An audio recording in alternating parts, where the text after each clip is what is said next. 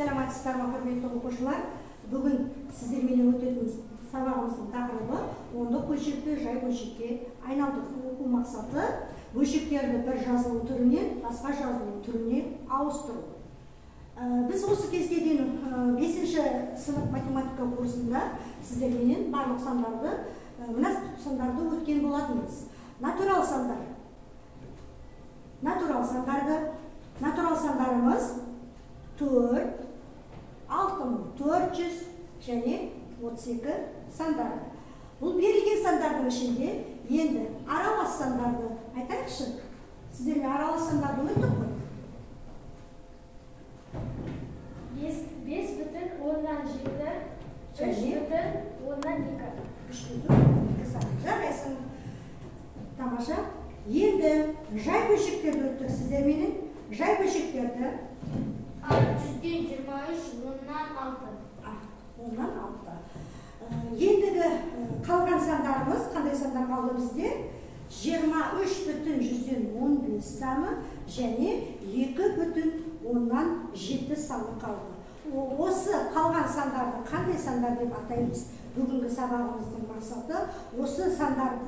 мақсаты бойынша осы сандарды қалай жазу керектігін, жай бөлшекті біз осы бүгінге дейін өттік. Сол жай бөлшек түрінен осы ондық бөлшек деп атаймыз осы сандарымызды. Сол ондық бөлшек түріне қалай өту керектігін сіздермен бүгінгі сабағымызда меңгеретін боламыз.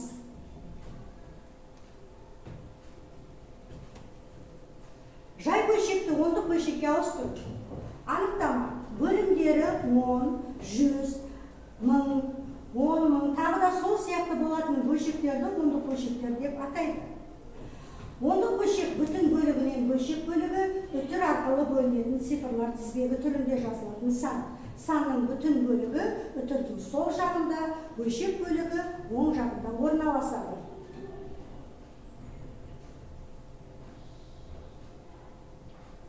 Біз осы кезге дейін бөлшектердің жай бөлшек түрін өттік, сіздермен. Жай бөлшегіміз алымы және бөлімінен тұрады, және ол бөлшек сызығы арқылы ажыратылатын еді.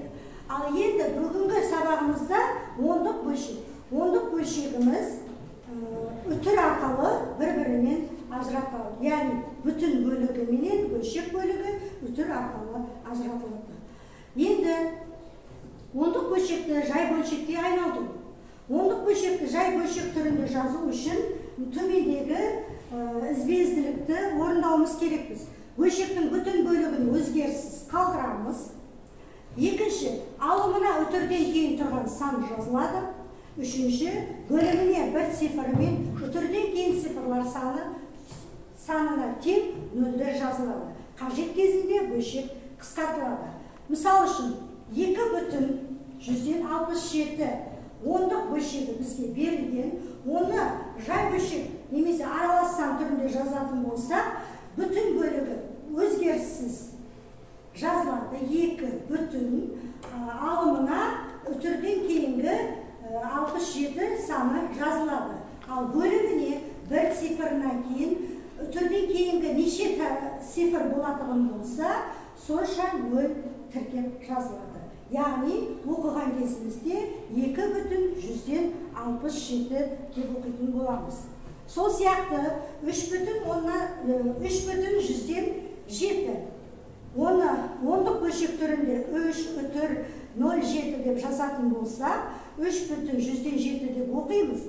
Ал енді жай бөлшек түрінде оны бүтін бөлігін өзгеріссіз қалдырамыз да, алымына 7-нің алдына 1 нөлді тіркеп жазамыз. Бөлімінен бірден кейін 2 нөл тіркеп жазатын боламыз. Берілген жай бөлшектерді ондық бөлшек түрінде жазу. 3,2 саны берілген. Бұл бізде қандай сан оқушылар? Аралас сан. 3 бүтін бөлігі өзгеріссіз жазылады, және бөлімінде қанша нөл болатын болса, алымындағы цифрлар саны да сонша болуы тиіс. Сондықтан 3-ден үтір қоямыз, және алымындағы 2 санын жазып қоямыз. 3,2 деп оқимыз. Енді екінші санымыз бізде 1002. Бізде қарасаңыздар бүтін бөлігі жоқ, аралы сан емес, бұл жай бөлшек. Бұны біз 1002 деп оқимыз. Бүтін бөлігі жоқ болғандықтан, оны 0 бүтін дейміз де, бөліміндегі 1000-ның неше нөлі бар оқушылар? 1, 2, 3 нөлі бар. Алымындағы 2 санына алдына 2 нөлді тіркеп жазамыз. 0,2 деп оқимыз. Келесі санымыз 2,14. Бүтін бөлігі өзгеріссіз жазылады, алымындағы 14 үтірден кейін жазылады. Яғни 2,14 деп оқылады. 106 саны жай бөлшегі. Бүтін бөлігі 0-ге тең болғандықтан 0 бүтін 100-ден бөлімінде неше нөл бар? 100-ден 2 нөл бар, 2 нөлді сәйкестеуіміз үшін мына жақтан 2 орынды сан қарастырамыз да, 6-ның алдына 0-ді тіркеп жазамыз. Келесі санымыз 5,10,041. Бүтін бөлігі өзгеріссіз жазылады, және одан кейін үтір жазылады. Содан кейін бөліміне қарайықшы. Неше нөл бар? 4 нөл бар. Үтірден кейін сонша орын қарастырамыз. Қанша бөлімінде қанша нөл болса, сонша орын қарастырамыз да, оған 41 санын жазамыз. 41-дің алдында 2 орын бос қалғандықтан, оған 2 нөлді тіркеп жазатын боламыз. Және оқыған кезімізде 5,10,041 деп оқимыз. Енді оқушылар, жаңа біз жай бөлшекті ондық бөлшекке айналдыруды үйрендік, енді болса ондық бөлшекті аралас сан түріне келтіруді қарастырайық. Бізге 2,5 ондық бөлшегі берілді. Оны жай бөлшек түрінде, аралас сан түрінде төмендегідей жазамыз. 2,5 ондық бөлшегін аралас сан түрінде 2 бүтін үтірге дейінгі бүтін санды өзін жазамыз. Үтірден кейінгі 5-ті қалай оқимыз? 2,5. Яғни үтірден кейін бір орынды сан қарастырамыз. Бірден кейін 1 нөл тіркеп жазамыз. 2,5 аралас саны шығады. Келесі санымыз 0,1032 деп оқимыз. Бүтін бөлігі жоқ болғандықтан, бөлшек бөлігін 1032 деп 32 санын алымына жазамыз. Себебі 0 бүтін үтірден кейін 3 орынды сан қарастырылған. Сондықтан бірден кейін біз бөлімінде 3 нөлді тіркеп жазамыз. Келесі санымыз 4,105. Үтірге дейінгі бүтін сан өзгеріссіз жазылады.